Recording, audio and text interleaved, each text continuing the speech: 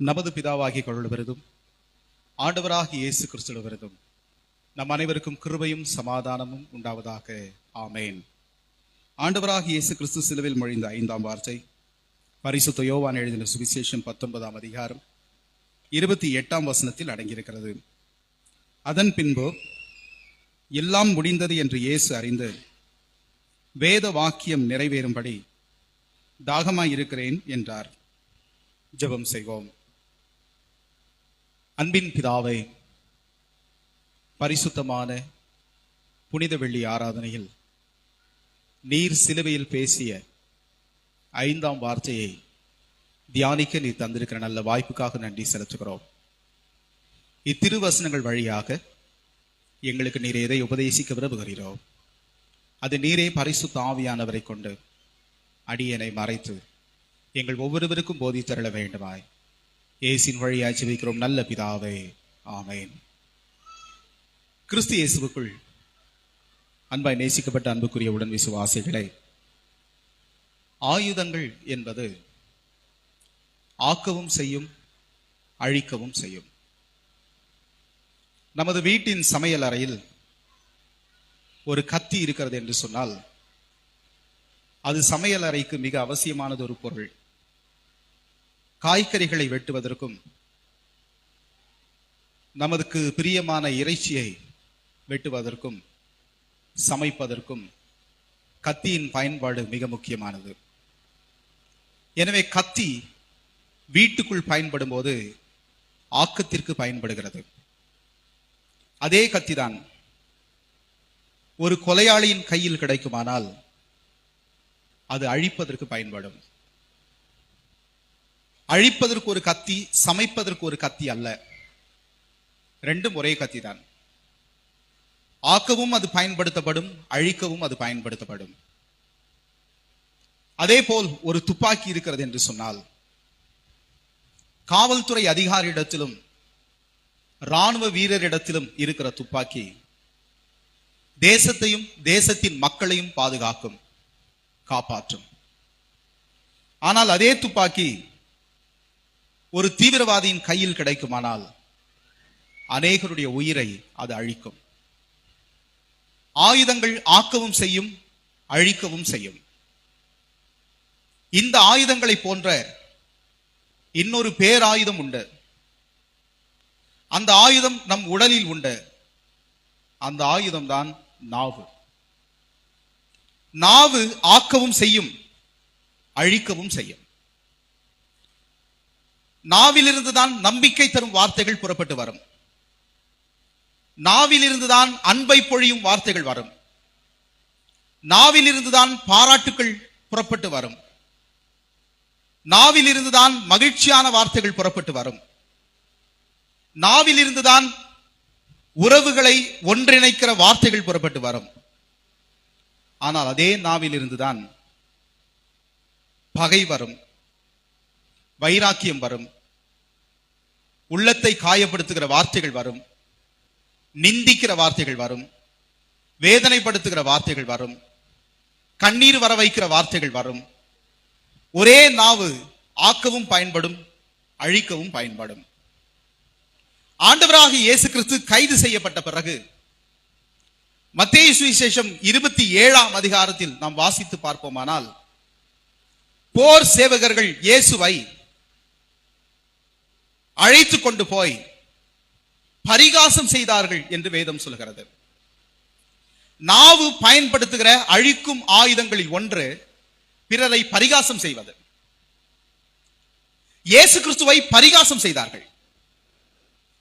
அவர் அணிந்திருந்த அங்கியை அவிழ்த்து சிவப்பு அங்கியை உடுத்தி ஒரு முள்முடியினால் கிரீடம் பின்னி இயேசுவின் தலையில் சூட்டி பக்கத்தில் இருந்த ஒரு நாணற்கோலை எடுத்து, நாணற்கோல் என்று சொன்னால் தூய்மைப்படுத்துகிற துடைப்பான், துடைப்பத்தை எடுத்து இயேசுவின் கையில் கொடுத்து அவருக்கு முன்பாக முழங்கால் படியிட்டு யூதருக்கு ராஜாவே வாழ்க, யூதருக்கு ராஜாவே வாழ்க என்று இயேசுவை பரிகசித்தார்கள். இயேசுவை பரிகாசம் செய்து சிரித்துக் கொண்டிருந்தார்கள். அவர்கள் மாத்திரமல்ல, வேத பாரகரும் மூப்பரும் கூட, பிரதான ஆசாரியர்களும் கூட இயேசுவை பரிகாசம் செய்து கொண்டிருந்தார்கள். சிலுவையில் இருந்த ஒரு கள்வன் கூட இயேசுவை பரிகாசம் செய்தான். இந்த உலகம் பரிகாசத்தின் உலகம். ஒரு பிள்ளை எக்ஸாமுக்கு ஸ்கூல்ல ஃப்ரீயா இருக்கும் போது சும்மா உட்கார வேண்டாமேன்னு புக் எடுத்து படிச்சிச்சின்னு வச்சுங்களேன், 2 பிள்ளை வரும். அது பரிகாச கூட்டம். என்ன புக் எடுத்து படிக்கிற, 100க்கு 200 தான் இந்த முறை வாங்கிடுவ, பிள்ளைக்கு பாவமாயிரும். இல்ல படிக்கல, சும்மா தான் புரட்டி பார்த்தேன். சரி சரி, உடனே பிள்ளை மூடிடும். சரி, என்னைக்காவது ஒரு நாள் திரும்ப யாரும் கவனிக்காம திரும்ப திறந்துட்ட, அப்ப 300 தான். பரிகாசம். ஆலயம் முடக்கிறோம். ஒரு வேலை கிடைச்சிருச்சு, நல்ல சம்பளம் சொல்ல இப்ப எல்லாம் பயம். ஒரு நல்ல வேலை கிடைச்சிருச்சுங்க, ஓரளவு நல்ல சம்பளம். உடனே அவரு கை கொடுத்து வாழ்த்து சொல்றது இல்ல. அப்ப இனிமே உன்னை கையிலே பிடிக்க முடியாது. அப்புறம் திரும்பி பாப்பியா இல்லையா? அடையாளம் தெரியாம போயிடும் எங்களை எல்லாம். இவர் என்ன அம்பானி ஆயிட்டாரா, அதானி ஆயிட்டாரா, என்ன ஆயிட்டாரு பாவம்.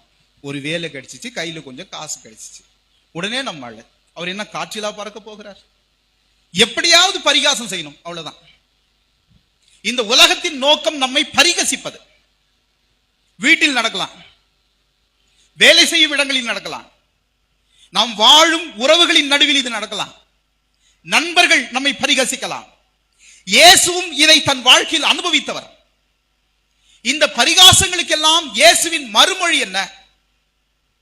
இயேசுவின் மறுமொழிகள் தான் இயேசு சிலுவையில் பேசிய வார்த்தைகள். அவர்கள் பரிகசித்துக் கொண்டிருந்தார்கள், இயேசு அவர்களுக்காக பேசிக் கொண்டிருந்தார். பரிகசித்தவனுக்காக தான் முதல் வார்த்தையில் ஜெபித்தார், பிதாவே இவர்களை மன்னியும். பரிகசித்த கூட்டத்துக்காக ஜெபிக்கிறவராக இயேசு இருந்தார். பரிகாசம் பண்ணதற்காக அவர் சோர்ந்து போகவில்லை, முடங்கி போகவில்லை, ஆத்திரப்படவில்லை, கோபப்படவில்லை. ஆசீர்வதிக்கும் வார்த்தைகளை உதிர்த்துக் கொண்டிருந்தார்.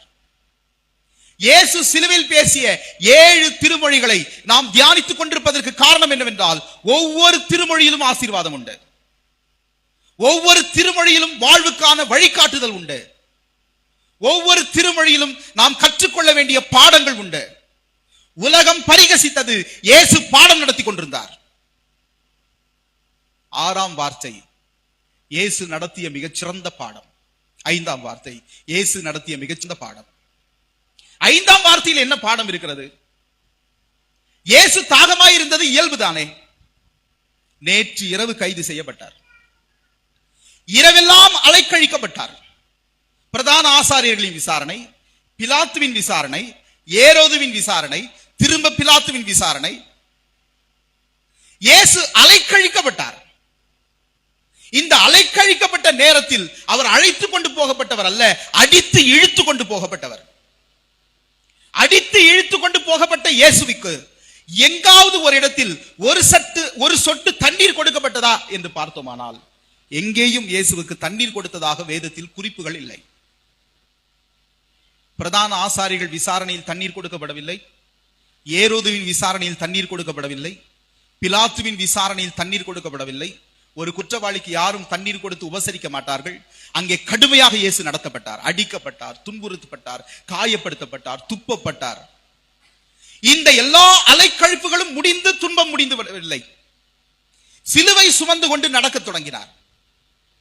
ஒருபுறம் ரத்தம் வெளியேறி கொண்டிருக்கிறது, தலையில் ரத்தம் வழிகிறது, முதுகில் மிலாறுகளால் அடித்து அவர் முதுகு முழுவதும் கிழிக்கப்பட்டு ரத்தம் வழிந்து கொண்டிருக்கிறது.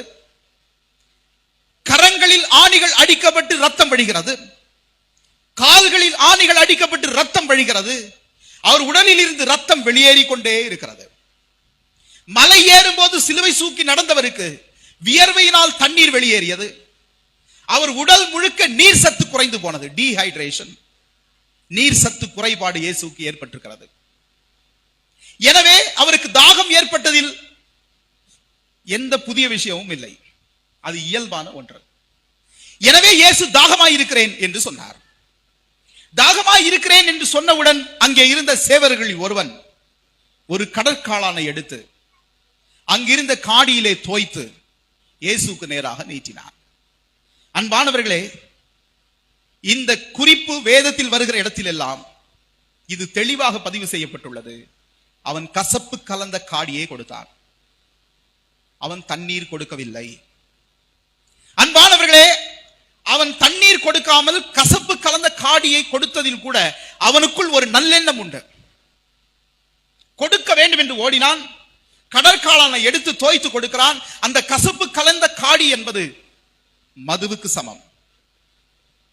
அதை ஒருவேளை அவர் உறிஞ்சி குடிப்பாரானால் அவருடைய நாவும் காய்ந்து போன தொண்டையும் சற்று ஈரமாகும். அது மட்டுமல்ல, அந்த மது கொஞ்ச நேரம் வலியை தாங்கிக் கொள்வதற்கு உதவி செய்யும். எனவேதான் அதை அவன் எடுத்து இயேசுவுக்கு நேராக நீட்டினான். இயேசுவோ அதை மறுத்து விட்டார். ஏன் மறுத்து விட்டார் என்றால், இந்த உலகத்துக்கு பாடம் கற்றுத்தர வேண்டியவர் இயேசு. உயிர் போகிற நிலையில் கூட மதுவை தொடக்கூடாது. இன்றைக்கு உலகம் மதுபான கூட்டமாய் மாறி வருகிறது. திரும்புகிற பக்கமெல்லாம் மதுபான கூட்டம். மதுபானம் வருமானத்தை இழக்க செய்யும், மதுபானம் தன்மானத்தை இழக்க செய்யும், மதுபானம் பிள்ளைகளின் எதிர்காலத்தை இழக்க செய்யும், மதுபானம் குடும்ப உறவுகளை கெடுக்கும், மதுபானம் கடைசியில் உயிரை கொல்லும். இயேசு கற்றுக் கொடுக்கிறார், உயிர் போகும் நிலையில் கூட மதுவை தொட்டு விடக்கூடாது. இன்றைக்கு மது அருந்துவது பெருமை என்கிற எண்ணத்தை இந்த சமுதாயம் விதைத்துக் கொண்டிருக்கிறது. திருமறை எங்கேயும் விதைக்கவில்லை. திருமறையின் ஒவ்வொரு வார்த்தைகளும் மதுபானத்தை கண்டிக்கிறது. சாலமோனின் நீதிமொழிகள் வன்மையாக கண்டிக்கிறது. ஏனோ இக்காலம் இளைஞர்களை மதுபானத்தின் பின்னால் இழுத்துக் கொண்டிருக்கிறது. அதற்கு பின்னால் ஒரு வணிக நோக்கம் உண்டு. அது ஒரு வியாபாரம். அதிகம் பேர் வாங்கினால் அவர்களுக்கு அதிக லாபம் கிடைக்கும், வியாபாரத்தில் செழிப்பார்கள். எனவே அது திரைப்படங்கள் வழியாக, தொலைக்காட்சிகள் வழியாக ஊக்கப்படுத்தப்படுகிறது.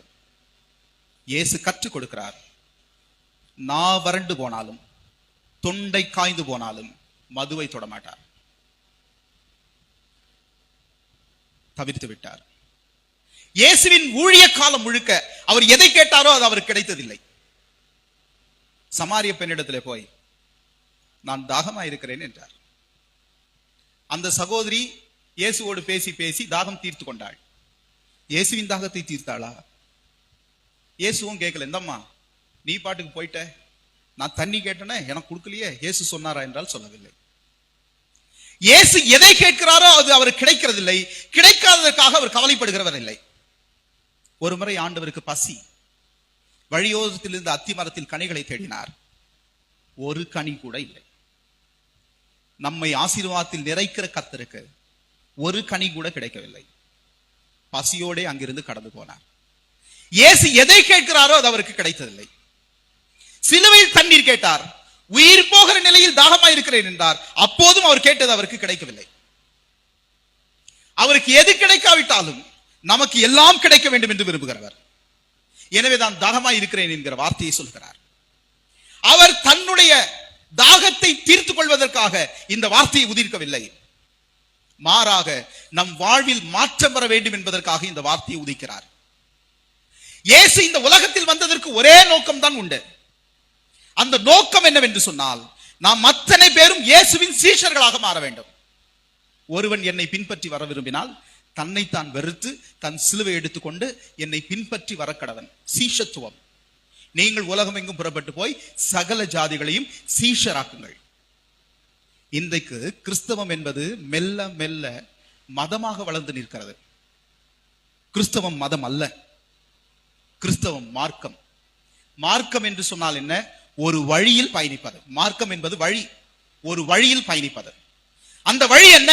இயேசு கற்றுக் கொடுத்த பாதையில் பயணிப்பதுதான் கிறிஸ்தவம். அந்த கிறிஸ்தவத்தின் அடையாளத்தை இன்றைக்கு தொலைத்து நிற்கிறோம். எனவேதான் இயேசு கதறுகிறார், நான் தாகமாய் இருக்கிறேன், என் நோக்கம் இன்னும் நிறைவேறி விடவில்லை, என் தாகம் இன்னும் தணிந்து விடவில்லை. ஏனென்றால் கிறிஸ்துவின் வார்த்தைகளை பின்பற்றுகிற கூட்டமாய் இன்றைக்கு கிறிஸ்தவம் இருக்கிறதா?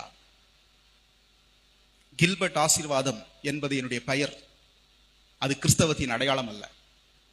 நான் உடுத்திருக்கிற அங்கி நான் செய்கிற பணிக்கான அடையாளம், அது கிறிஸ்தவத்தின் அடையாளம் அல்ல. என் கழுத்தில் அணிகிற சிலுவை அது கிறிஸ்தவத்தின் அடையாளம் அல்ல. இது யார் உடுத்தி கொண்டாலும் அது போய் உடுத்திக் கொள்ளும். கிறிஸ்தவத்தின் அடையாளம் என்பது வாழ்க்கை. என் வார்த்தைகள் எப்படிப்பட்டது, என் செயல்கள் எப்படிப்பட்டது, என் நடக்கை எப்படிப்பட்டதுதான் கிறிஸ்தவம். அந்த கிறிஸ்தவ வாழ்க்கை இன்றைக்கு நமக்கு இருக்கிறதா?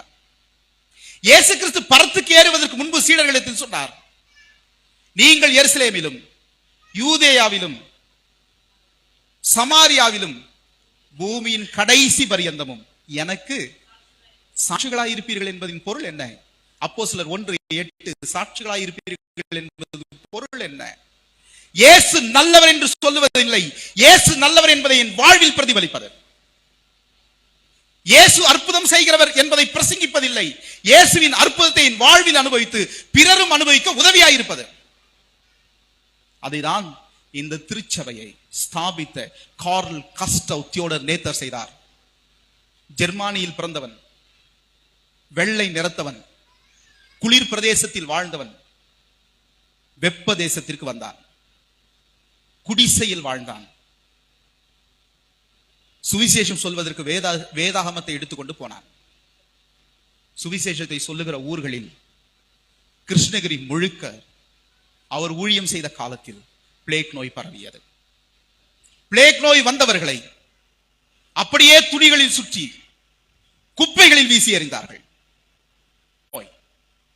அது பரவுகிறதால் எல்லாருக்கும் உயிர் போகிறது. எனவே துணிகளில் சுற்றி குப்பைகளில் வீசினார்கள், தூர இடங்களில் வீசி எறிந்தார்கள். நோய் வந்தவர்களை பராமரிக்கிற அறிவியலும் அறிவும் அக்காலத்தில் ஜனங்களுக்கு இல்லை. அக்காலத்திலேயே நேத்தருக்கு இருந்தது. அந்த ஜனங்களை தேடி போனார், பராமரிப்பு பணிகளை செய்தார். வரலாற்று குறிப்பு சொல்கிறது, பிளேக் நோய் அறிகுறி இருக்கிறவர்களை தன் சொந்த காரில் ஏற்றிக்கொண்டு பர்கூரில் இருக்கக்கூடிய ராணுவ மருத்துவமனைக்கு அழைத்துக் கொண்டு போயிருக்கிறார். வேதத்தை சுமந்து வந்தவன் வேதத்தை பிரசங்கிக்க வேண்டியதுதானே உன்னுடைய வேலை. இயேசு நல்லவர் என்று சொல்லுவதுதானே உன்னுடைய வேலை. அது வல்ல கிறிஸ்தவம்.